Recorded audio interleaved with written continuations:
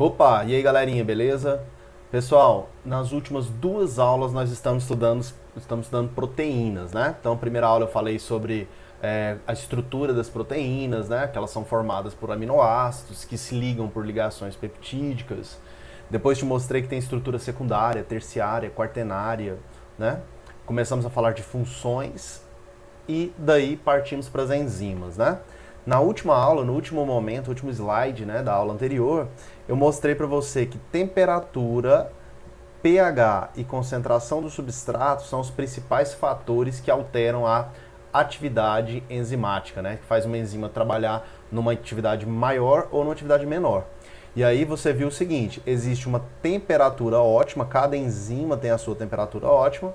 Se aumentar essa temperatura, essa enzima pode desnaturar, né? Beleza? Então não esqueça que desnaturação enzimática é um processo em que a estrutura da proteína vai ser alterada, né? Porque vai romper principalmente pontos de hidrogênio ou algum outro tipo de ligação não peptídica, né? Começa a se romper naquela estrutura e daí ela vai perdendo a sua forma espacial, a sua forma tridimensional no espaço. E aí, gente, coloca uma coisa na sua cabeça. Se alterou a forma, vai alterar a função, beleza? A forma e função andam juntas, beleza? Isso no mundo molecular é assim, tá, gente? Nas enzimas, isso é muito visível. Se aumentar a temperatura acima daquela temperatura ótima, nós vamos começar a ver uma desnaturação de enzimas e aí a enzima desnaturada não funciona mais, beleza? Abaixo da temperatura ótima, a atividade enzimática também diminui. Por quê? Porque quanto menor a temperatura, gente, temperatura, não sei se você lembra disso na química, ela mede o grau de agitação das moléculas e dos átomos, o grau de agitação da matéria. Então, quanto menor a temperatura, menor o grau de agitação da matéria, menor o grau de agitação das moléculas.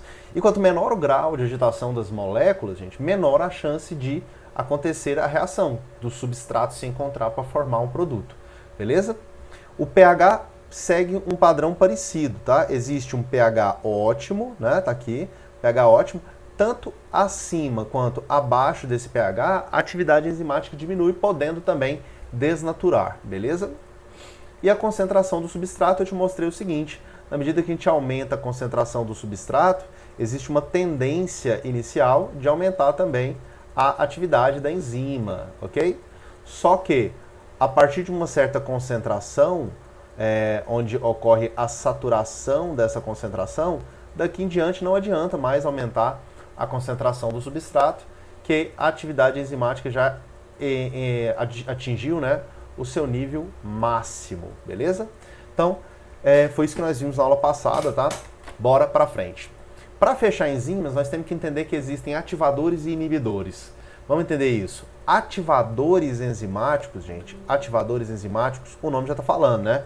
São substâncias que vão ativar as enzimas. Vamos pegar uma enzima que está numa forma inativa e transformá-las numa forma ativa, ok? Existem dois tipos fundamentais, dois tipos básicos de ativadores enzimáticos. O que nós chamamos de cofatores, ok? E também o que nós chamamos de coenzimas, certo? Os cofatores, gente, são inorgânicos. Então, são componentes inorgânicos que têm essa capacidade de ativar enzimas. Basicamente, eu estou falando dos minerais, né? Por exemplo, o zinco, o cloro, são ativadores enzimáticos. Inorgânicos, são minerais que fazem essa função de ativador enzimático. Então, eu falo que é um cofator. As coenzimas têm a mesma função, só que são compostos orgânicos, tá? Orgânicos. E se são compostos orgânicos, nós vamos ver aqui as vitaminas. Vitaminas são compostos orgânicos. Muitas dessas vitaminas têm a função de coenzima. Ela vai ativar determinadas enzimas, fazendo com que um determinado processo aconteça de forma mais intensa, de forma mais rápida. Então ele acaba conduzindo, né, o metabolismo para uma via ou para outra via, né, dependendo ali da composição de vitaminas que você tem no seu organismo e de sais minerais também. Então, tanto as vitaminas quanto os sais minerais, por isso que a gente costuma falar que eles são alimentos reguladores, porque eles atuam sobre enzimas. Então, uma das principais funções tanto dos minerais quanto das vitaminas, são essa, né? É ativar determinadas enzimas. Claro que tem outras funções também que esses compostos possuem, mas essa é uma importante função tanto dos minerais quanto das vitaminas também. Ativar enzimas, atuar como cofatores e como coenzimas, beleza? Então olha só esse esqueminha aqui pra gente entender legal. Aqui está uma enzima, beleza? Ela está num estado, gente, inativo. Quando a enzima está no estado inativo, a gente costuma chamar ela de apoenzima, tá? A apoenzima seria uma enzima inativa, ok? Aqui tem um cofator, ó.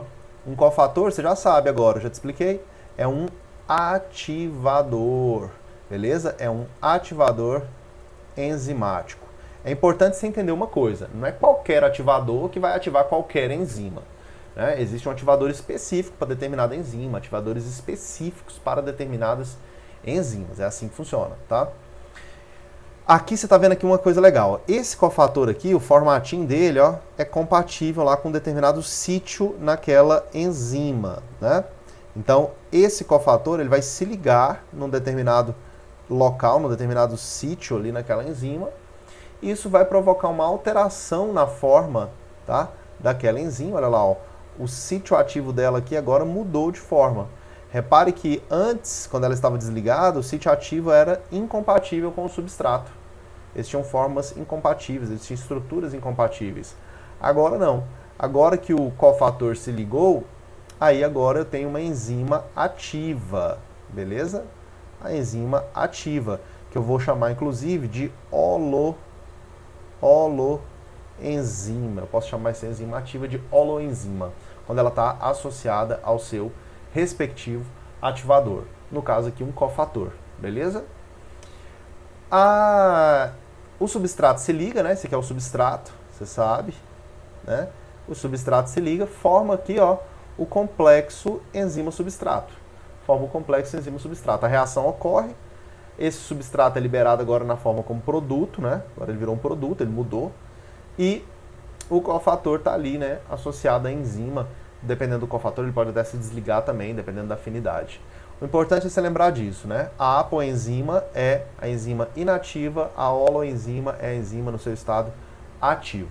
Quem são ativadores? Vitaminas, minerais. No caso de minerais, cofatores. No caso de vitaminas, coenzimas. Tranquilo, gente? Bora pra frente. Ó, inibidor. Do jeito que tem ativador, tem inibidor também. E a inibidor a gente tem que entender uma coisa. O nome já está falando, né? Eles vão inibir, eles inibem a atividade de enzimas. Ou seja, vai diminuir a atividade da enzima, vai impedir aquela enzima de funcionar, vai impedir ela de se ligar ao seu respectivo substrato, certo, gente? Aí a gente precisa saber o seguinte. Quando a gente fala de inibidores, nós temos que entender que existem inibidores que são reversíveis, ok? Inibidores reversíveis, e tem inibidores que são irreversíveis, beleza? Bom, o que é uma coisa reversível, gente? É uma coisa que faz, mas também pode se desfazer, né? Ou seja, a ligação do inibidor com a enzima acontece, mas ela pode ser desmanchada, ela é reversível. E existem ligações que são irreversíveis, existem inibições que são irreversíveis, que é quando aquele inibidor se liga na enzima e não desliga mais. Então aí ele ligou na enzima, alterou o formato da enzima, alterou a afinidade daquela enzima com o seu substrato, mas de uma forma definitiva, de uma forma irreversível, beleza? Ele estabelece uma ligação estável com a enzima, beleza? Então é importante você lembrar desse detalhe, tá? Aqui o irreversível, ele promove uma ligação estável, definitiva, beleza, gente? Com a enzima. Portanto, não desliga mais, a enzima está sem funcionar agora para sempre. Quando é reversível, tá?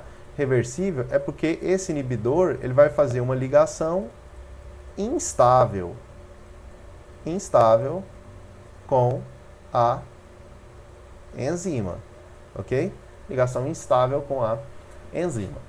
Então, existem essas duas formas de inibidores. Quando a gente fala dos reversíveis, gente, nós podemos identificar dois padrões diferentes aí, ó. Os inibidores que são competitivos e tem aqueles inibidores que são chamados de não competitivos, tá? É importante você desenhar esse esqueminha aqui no seu caderno, tá? Você fazer esse esquema aqui dos inibidores. Aliás, construa o caderno, não pare de fazer o seu caderno. Essas aulas tem que assistir assim. Coloca o seu computador na mesa, coloca o seu celular na mesa, abre o seu caderno e vai assistindo como se você estivesse na sala de aula, beleza? Nada de deitar na cama e assistir a aula, nada disso, beleza? Então, construa o caderno, isso vai ser muito importante, vai fazer muita diferença para você depois, tá? Vamos lá. Então, esse esqueminha aqui tá bonitinho, tá perfeitinho para você desenhar aí no seu caderno, ok? Competitivo e não competitivo. Agora, qual que é a diferença de competitivo com não competitivo? Essa imagem aqui você vai entender melhor, ó, gente. Aqui, ó, a gente está vendo a enzima, né? A enzima e aqui o seu respectivo substrato, ó lá. Ó. O substrato vem, encaixa certinho ali no sítio ativo, né? Da enzima, promove essa ligação, né? Depois o substrato se transforma em produto, a enzima fica intacta. Você já aprendeu isso comigo. Agora, olha só o inibidor competitivo. O inibidor competitivo, ele está se ligando no sítio ativo. Ele se liga no sítio ativo, ok? Ele vai se ligar no local onde o substrato se ligaria. Certo, gente? Então é importante você perceber isso. O inibidor competitivo, ele se liga no sítio ativo. Então ele está competindo com o substrato pelo sítio ativo. Ou seja, tem lá o sítio ativo, aquele sítio ativo pode entrar nele ou o substrato ou o inibidor, né? Ou esse inibidor competitivo. Quem chegar primeiro, né, é que determina o que vai acontecer. Se o inibidor chegar primeiro, aconteceu a inibição daquela enzima, aquela enzima não funciona. Se o substrato chegar primeiro, vai acontecer a reação, beleza? Então é importante você perceber uma coisa. Com esse tipo de inibidor, gente, a ação dele depende muito da concentração relativa entre inibidor e substrato. Por exemplo, se eu tiver 1000 vezes mais substrato do que inibidor, esse inibidor vai passar despercebido ali. Porque sempre quem vai chegar primeiro na enzima é o substrato. Beleza? Ele está com a concentração 1000 vezes maior, né? Então sempre ele está chegando primeiro ali na enzima, antes do inibidor chegar lá, antes de dar tempo do inibidor se ligar na enzima, o substrato já ligou. Se a concentração do substrato estiver muito maior, entende isso? Agora, se a concentração do inibidor estiver muito grande, a do substrato pequeno, aí o inibidor chega primeiro na enzima, acaba bloqueando aquela reação, aquele processo não ocorre porque tem muito inibidor e pouco substrato, ok? E aqui está o inibidor não competitivo. Ó. O inibidor não competitivo, repare que ele não se liga no local onde o substrato vai se ligar. O inibidor competitivo se liga fora do sítio ativo. Ele se liga fora do sítio ativo. Então ele não compete com o substrato, beleza? Ele liga em outro lugar e acaba ali inibindo aquela enzima, ok? Acaba inibindo aquela enzima. Bom, esse gráfico aqui também é uma coisa importante que aparece em algumas provas aí de vez em quando. Bom, essa linha roxa, vou até pegar o roxo aqui para passar nela. Essa linha roxa aqui está mostrando uma enzima normal, sem estar sofrendo nenhuma inibição. Você já sabe que aqui está a concentração do substrato, tá? Vou marcar aqui, ó, concentração do substrato. E aqui nesse eixo aqui está mostrando a velocidade da reação, a taxa da reação, tá? Vou colocar aqui VR, velocidade da reação. Então, você já entende isso. Quando aumenta a concentração do substrato, a tendência é que vai aumentar aqui a velocidade da reação. Ok. Então, está aumentando a concentração do substrato, está aumentando a velocidade da reação. Aí chega uma hora que satura, né? A concentração já está muito alta, já não está sobrando mais enzima disponível, então a velocidade da reação se estabiliza. Ok? A velocidade da reação se estabiliza. Tá certo? Quando a gente tem um inibidor competitivo, olha que interessante, vou pegar aqui o verde.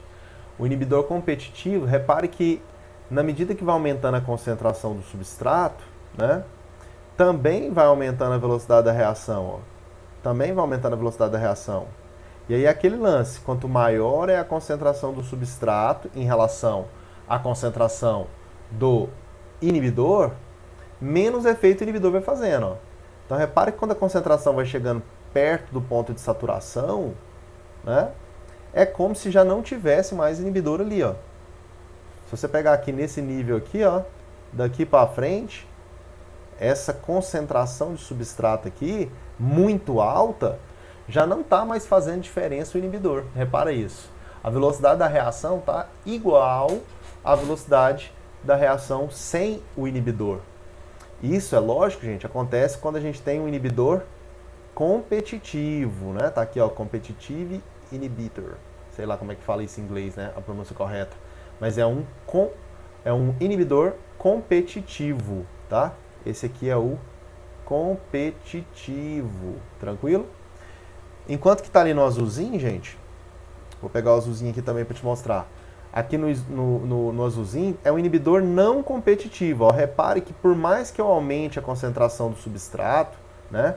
Por mais que eu coloque a concentração do substrato muito alta, ele não vai conseguir chegar na mesma velocidade da reação sem o inibidor. Por quê? Porque esse inibidor está se ligando na enzima, independentemente da concentração do substrato. Não importa o quanto de substrato tem. Você soltou esse inibidor ali que é não competitivo, ele vai se ligar de alguma maneira, ele vai se ligar em uma certa quantidade de enzimas, vai inibir uma certa quantidade de enzimas, então não importa o quanto de inibidor que você colocou, tá? Não importa o quanto de substrato você colocou, na verdade. Ele sempre vai ter uma velocidade inferior à velocidade da reação sem o inibidor. Beleza isso, gente? Tranquilo? Bom, então, gente, essa foi a aula de hoje, tá? De proteínas, tranquilo? A gente tinha que terminar as proteínas, terminar as enzimas. Falamos de ativadores, falamos de inibidores, beleza? Falamos de enzimas de uma forma geral. E agora a gente vai entrar nas vitaminas, beleza?